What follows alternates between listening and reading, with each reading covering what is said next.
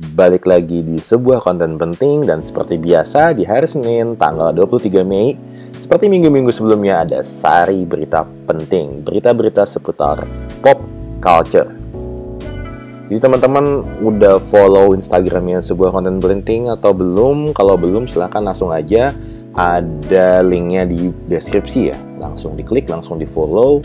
Terima kasih juga buat teman-teman yang selalu nge-like, selalu nge-sub, selalu nge-share, selalu komen, dan selalu follow juga ya. Dan tiap ada reels-reels baru di IG kita selalu rajin komen-komen, makasih banget.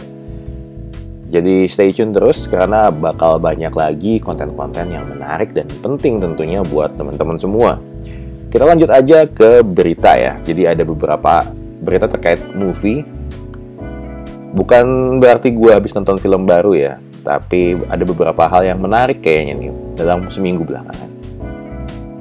Oke, yang pertama kita dikasih lihat trailer pertama dari She-Hulk Attorney at Law. Cerita ini nih seputar sepupunya Bruce Banner yang punya kekuatan yang mirip. Kalau di trailer kita dilihatin bagaimana kekuatan itu bisa jadi mirip ya, bisa ketransfer ke si She-Hulk ini gitu. Dia bakal tayang tanggal 17 Agustus. Dan menurut rumornya itu ada beberapa tokoh dari MCU seperti Wong, Abomination, tentu aja Bruce Banner seperti yang ada di trailer, dan ada Daredevil. Karena profesinya si Jennifer Walters sama si Matt Murdock ini sama ya, pengacara ya. Mungkin maybe mereka ketemu di court, di sidang, atau mungkin juga ketemu saat mereka lagi beraksi. Mungkin. Nextnya masih dari Marvel, ini tanggal berapa nih ya? Kalau nggak salah tanggal 8 Juni. Bakal ada serial terbaru yaitu Miss Marvel. Miss Marvel ini sendiri adalah sebuah serial. Ya sama ya, kayak di komiknya, pemeran utamanya adalah cewek teenager dan muslim. Nah, kita jadi penasaran karena kita orang Indonesia mayoritas muslim. Kita penasaran seperti apa Hollywood men-treat seorang superhero muslim yang jadi tokoh utama di sebuah serial. Gitu. Kalau yang bobo Arab kan udah kemarin Moon Knight yang keren banget, yang mungkin kalian bisa tonton video esai yang udah pernah gue bikin ya lihat aja di videonya kita. Jadi kalau yang ini bukan bobo Arab ya, tapi mungkin bobo Pakistan karena Kamala Khan ini sendiri kalau di ceritanya adalah keturunan Pakistan ya, Pakistani Amerikan ya.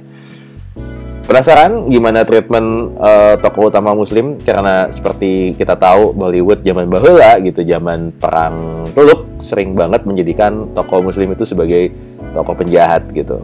Nah, di sini sekarang tokoh muslim adalah tokoh utamanya ya. Penasaran? Sama, kita tunggu aja. Next dari jagat Star Wars yang udah sering kita tonton mungkin dari si trailernya. Dia mulai tanggal 27 Mei, minggu ini ya. Obi-Wan dan pemerannya yang tentu aja masih Ewan McGregor. Kita bakal melihat Obi-Wan menua, dan yang paling seru menurut gue di sini adalah kemunculan kembali Hayden Christensen sebagai Darth Vader gitu. Penasaran? Sama, terutama si Inquisitor-nya yang mungkin beberapa orang kecewa ya, tapi gue menunggu bagaimana si Inquisitor ini bakal di-treat sama Star Wars di eranya Kathleen Kennedy. Oke? Sip, kita masuk aja ke dunia mainan. Yang pertama dari SHF. Ada beberapa update. Yang pertama ada Super Saiyan 4 dari Vegeta. Dan ada Evil Majin Buu yang mau dirilis gitu. Jadi buat teman-teman, kalau nggak salah nih lumayan spicy ya zaman bahula kalau gue inget ya, si Majin Buu ini. Tapi jangan khawatir karena dia bakal dirilis ulang. Terus ada juga ini Gogeta ya ini ya, kalau nggak salah. Oh bukan, maaf saya salah. Ini adalah Super Saiyan Goku 4 juga seperti Vegetanya. Dan ini yang versi Vegetanya ya. Oke, kita sekarang ke Kura-Kura Ninja. Menarik karena gue sendiri penggemar mecha dan ngelihat ini pertama kalinya, wow. Lumayan out of the box ya. Jadi ada company baru dari China namanya Hit Boys. Mereka sharing 3D render dari TMNT versi mecha. Dan ini adalah belum ada berita lanjutannya nih, kayak price-nya bakal berapa, skalanya bakal berapa, release date, Bahkan ini bukan prototype, ini adalah 3D render gitu. Kira-kira mungkin ya ada beberapa spekulasi ini tingginya sekitar 9 inci. 9 inci itu sekitar mungkin sekitar 30 sentian gitu. Kali aja sendiri ya. Lupa. Oke, next Super 7, pabrikan yang mendobrak banget si dunia mainan akhir-akhir belakangan ini, mereveal figur Ultimates dari Andre the Giant. Buat teman-teman yang suka banget sama wrestling, ini ada figur Ultimates-nya dari si Andre the Giant. Kalau menurut gua Super 7 ya, dari beberapa renderan dan beberapa komentar dari teman-teman yang udah punya action figure Ultimates-nya, kualitasnya cukup bagus dan cukup bikin kaget ya, karena mereka kan pabrikan yang lumayan baru ya. Gitu.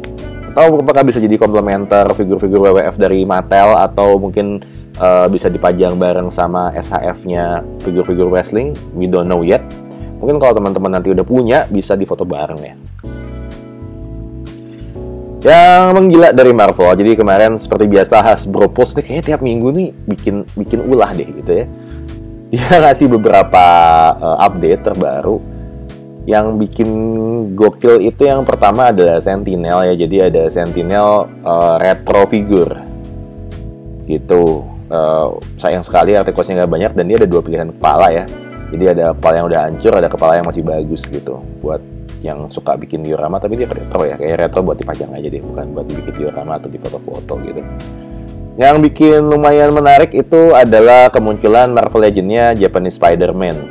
Jadi seperti yang kita tahu bahwa zaman baheula franchise Marvel ini pernah memfranchise-kan tokoh Spider-Man ke seri Tokusatsu. Dan lumayan itu ya, lumayan booming ya akhir-akhir ini ya, karena Spider-Verse juga kan menganggap dia adalah salah satu Spider-Man yang ikut di sana gitu. Ya, jadi ini Japanese Spider-Man, si Spider-Man ini bakal dirilis sama Hasbro. Gue nggak tahu apakah Leopardon-nya juga ntar bakal dirilis, kita lihat aja. Tapi yang pertama, yang pasti ini sih keren banget gitu. Jadi banyak orang-orang yang hype-nya lumayan gitu ketika ngeliat si Spider-Man Japanese, versi Japanese ini dibikin Marvel Legends-nya gitu. Terus yang nggak kalah gokilnya itu adalah ya, jadi ada si Amazing Bagman. Jadi Amazing Bagman ini ceritanya waktu Peter Parker dia bajunya kelupaan atau rusak gimana, jadi dia pakai bajunya Fantastic Four dulu, minjem gitu. Amazing Bagman. Ini lumayan salah satu kostum yang sering dipakai di game Spider-Man di PS1 ya. Gitu. Next ada figur Sharon Carter dari seri Falcon Winter Soldier. Dia baru dirilis ya image-nya, dan menarik banget. Bentuknya mirip banget sama pemerannya. Terus ada juga Firelord, jadi Herald of Galactus nambah lagi nih. Jadi kalau udah punya figur Galactusnya, masa nggak punya Heraldnya? Ini salah satu Heraldnya, yaitu Firelord.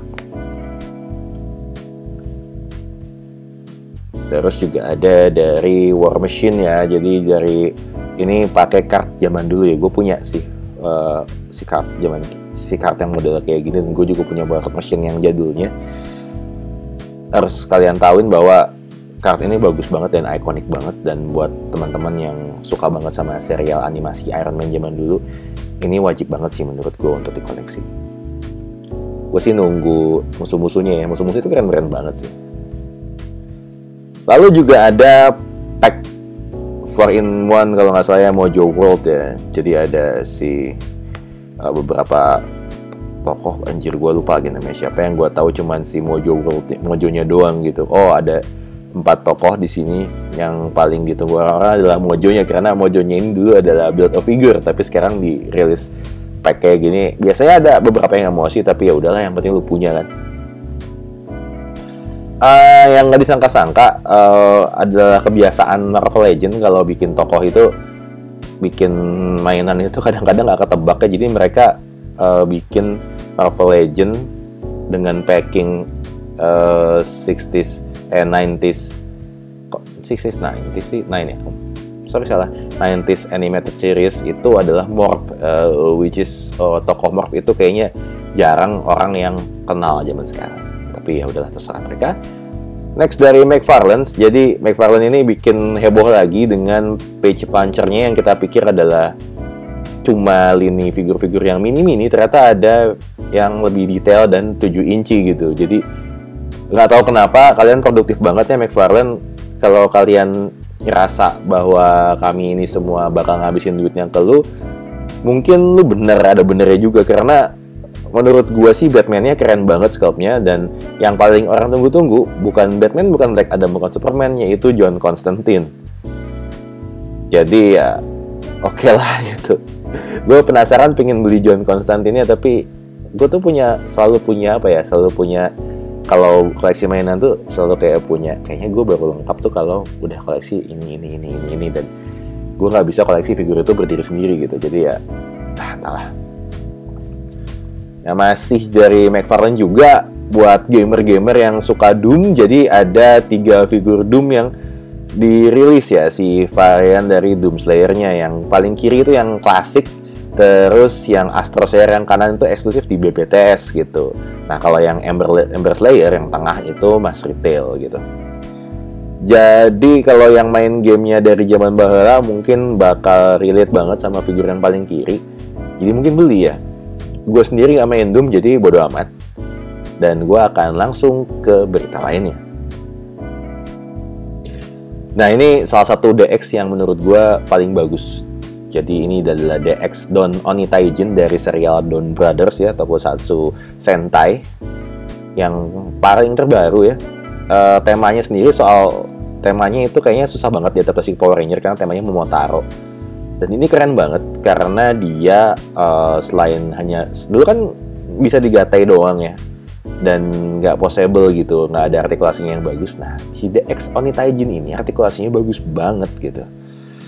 Jadi dikasih 5 robot dasar, ada si Momotaro-nya, ada Oni, ada anjing, ada monyet, dan ada pheasants atau bangau Jepang yang sesuai dengan legenda Momotaro dan sesuai dengan tokoh-tokoh di Don Brothers ya. Ini semua mewakili masing-masing tokohnya gitu. Dan gatanya juga keren sih. Jadi gatanya itu si DX Oni Taijin-nya itu cool banget sih menurut gua. Di bawah ini ada beberapa image gatainya ya. Dan gimmick-gimmicknya sendiri ini sangat menarik ya. Karena buat kita kolektor mainan, kita tuh sering lebih pengen koleksi mainan anak-anak karena gimmicknya banyak gitu. Nggak cuma sekedar bisa pose doang.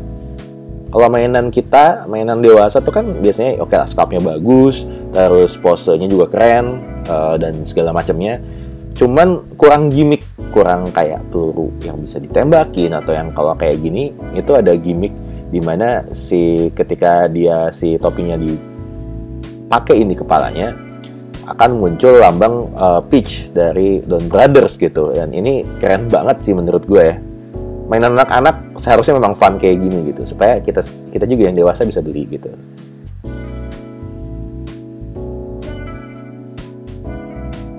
Oke, mana ya tadi fotonya? Nah ini dia, keren banget. Karena menurut gue nih salah satu mecha terbaik ya, karena bentuknya itu gagah gitu. Ada beberapa mecha dari zamannya Tokiger atau yang kemarin tuh menurut gue bentuknya terlalu komikal gitu, terlalu lucu-lucuan gitu. Kalau yang ini bentuknya tuh gagah banget. Dan beberapa orang bilang juga bahwa serial Don Brothers ini adalah salah satu serial Sentai yang ceritanya keren gitu. Sayang gue nggak ngikutin, tapi buat teman-teman yang udah ngikutin sependapat atau nggak sama gue, silahkan di komen aja ya. Oke, next ini dari Kotobukiya. Jadi Kotobukiya tuh suka banget bikin figur Bisojo, yaitu mereka mereimajinasi tokoh-tokoh pop culture jadi bentuk cewek-cewek gitu. Ini ada Optimus dan Megatron. Yang bikin gue agak kecewa yaitu adalah Megatronnya lebih keren jauh daripada Optimusnya gitu. Optimusnya tidak terlihat seperti seperti Optimus gitu. Kalau Megatron itu kelihatan seperti Megatron, kelihatan badass dengan senjata dan tampang yang militer gitu. Sementara si Optimusnya ini kelihatan kayak orang mau piknik gitu. Di bawah itu selain ini ada si prototipenya, ada gambar renderannya ya. Dan ketika udah diwarnain, gue ngeliatnya kayak, ya Optimusnya gitu banget sih gitu. Kelihatannya nggak serius dan tidak bikin musuhnya tuh takut kalau ya gue tahu figur Bisojo ini kan buat dipajang doang ya, dan dia nggak ada ceritanya sama sekali. Cuman buat orang yang suka Transformer, mungkin kalau mau beli Bisojo kayak gini, mereka mikir gitu ya, kok Optimusnya kurang keren gitu ya, kurang badass gitu. Kok kayak orang mau jalan-jalan gitu. Sementara Megatronnya tuh keren banget gitu. Gagah gitu, cool gitu. Vibe-nya aja beda gitu. Oke, next kita ngomongin Bandai aja. Jadi Bandai ini ada beberapa berita nanti seputar Shokugan Modeling Project, karena beritanya lagi heboh banget ya buat anak-anak yang suka robot dan Sentai.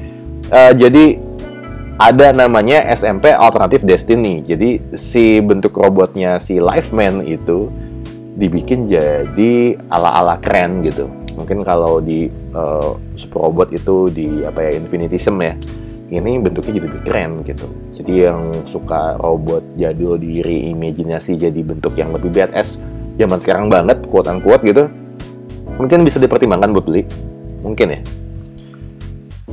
Next, dari SMP juga sama. Jadi kemarin itu ada Sentinel yang ngeluarin robot-robot dari SRX.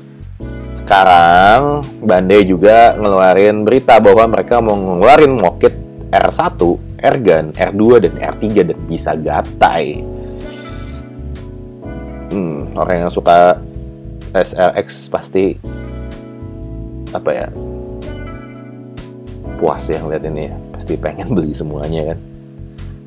Ya, Bandai, Hasbro, Takara, Super Seven sekarang ya memang mereka mengantri untuk mengambil uang kita ya. McFarlane juga,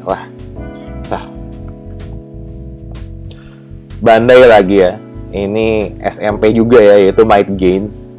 Buat yang suka Yusa, nggak bisa nolak sih. Bagus banget. Aduh, gue ngeliatnya juga bagus banget sih. Walaupun gue nggak suka Yusa ya, tapi prototipe itu keren banget.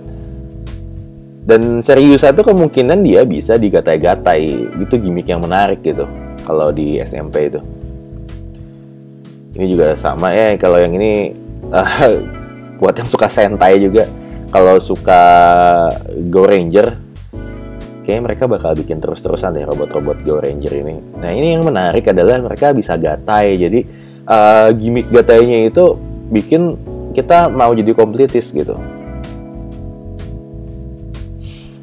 Gila ya. Lanjut lagi, masih SMP. Gatai juga, dan ini adalah Aquarion. Kita tahu Aquarion itu modelnya kayak Getter ya.